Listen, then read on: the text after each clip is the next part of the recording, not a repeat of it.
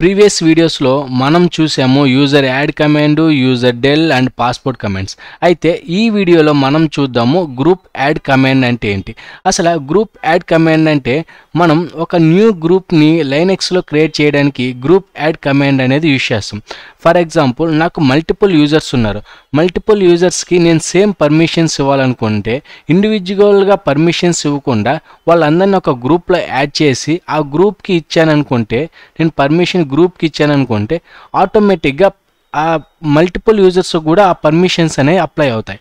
అయితే దానికి మనం యూజ్ చేస్తాం group add command and group name. ఇక్కడ ఫర్ ఎగ్జాంపుల్ నేను గ్రూప్ నేమ్ డెవలపర్స్ అని తీసుకున్నాను. ఇందులో after group add command use చేసిన తర్వాత మనకి అది క్రియేట్ అయిందా లేదా తెలుసుకోవడానికి, వెరిఫై చేసుకోవడానికి cat/etc/group అనే కమాండ్ టైప్ చేస్తే మీకు అందులో కంటెంట్ అనేవి ఈ డీటెయిల్స్తో స్టోర్ అయి ఉంటాయి. For example group name, passport and group ID and member list, అంటే యూజర్స్ యొక్క లిస్ట్ ఇందులో ఉంటుంది.